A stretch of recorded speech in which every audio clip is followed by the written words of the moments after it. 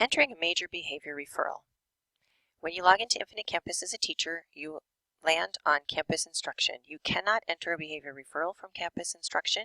You need to go to campus tools. In order to get to campus tools, you click on the small 9 boxes and click campus tools.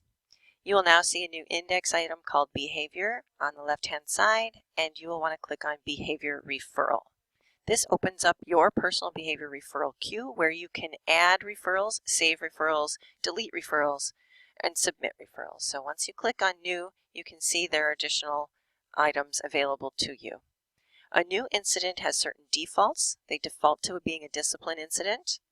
It defaults to the date and time of the incident that I am entering the incident. So you're going to want to make sure that you change this as appropriate for the situation so that we can do some accurate reporting on the back end of incidents. You're going to want to give a title to your incident, and a title is a generic name for the incident that has happened. You do not want to use specific student names here, and an incident can have multiple things, multiple people attached to it. So I'm going to use a generic incident for training purposes of a pep rally to demonstrate. The context, I'm going to say, happened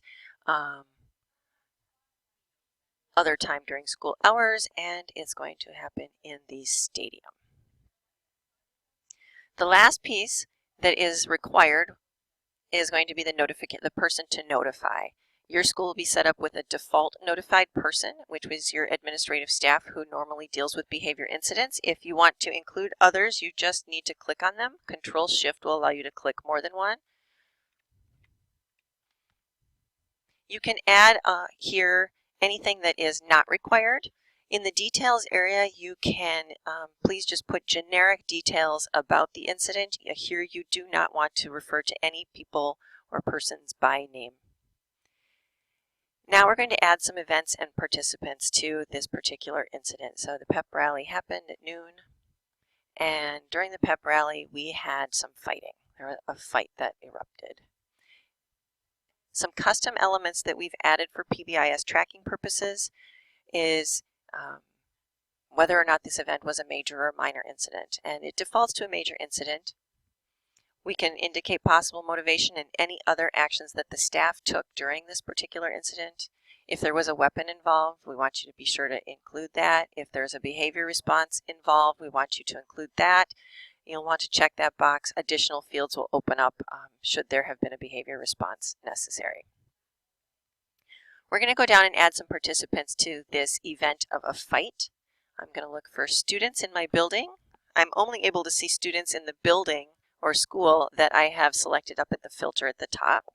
So I'm going to look for my sample students here. We have Johnny and Jesse Quest. They're siblings in my system, and Johnny's going to be the offender. He's going to have been Johnny. And you'll notice I'm typing Johnny's name here in the face. You'll notice I did not refer to the other student by name here. I only referred to Johnny. These details will print out in a behavior incident report for Johnny. So if we're going to be sending home notice about this fight to Johnny's parents, we don't want to indicate the student who he punched in the face, but we do want to add the student who was the victim. And let's just find Jesse.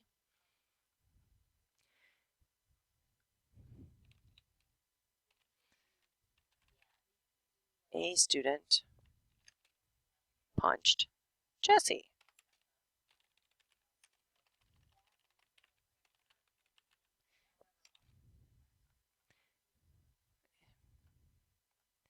So now both of these, if we were to print up the behavior incident, we would have two, one for Johnny that could go home to Johnny's parents and another that would go home to Jesse's parents. Jesse would be the victim, and if she had an injury, you could indicate whether or not she was hurt.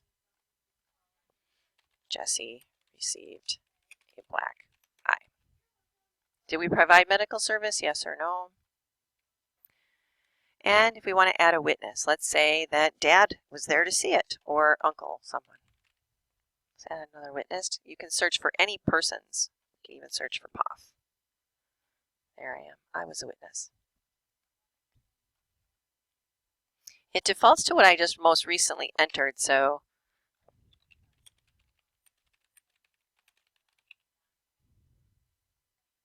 And now I'm going to save that.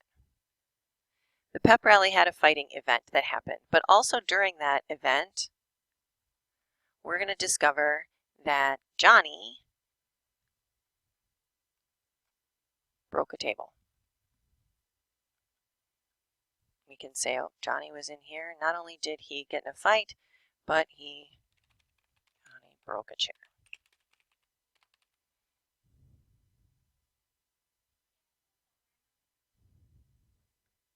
I can make Jessie, if I want, she can be the witness. She didn't get hurt, but she saw it. So now we have two separate events associated with this pep rally. Meanwhile, during the pep rally, we discovered that there was use or possession of drugs. Johnny.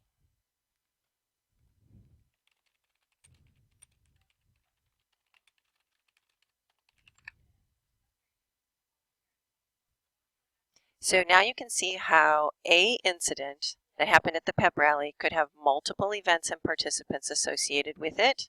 If there was a behavior response necessary, I can click that.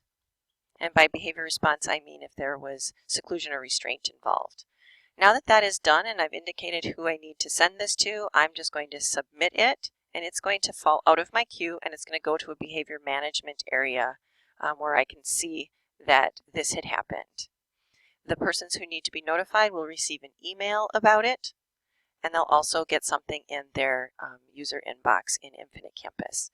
Once an event has been dealt with and the administrative staff have put a resolution on those, you can go back and look at a student's resolutions to your incidents by searching for the student and going to their behavior tab, and you can then see all the behavior incidents associated with the student, including the one that you had entered and the resolution associated with it.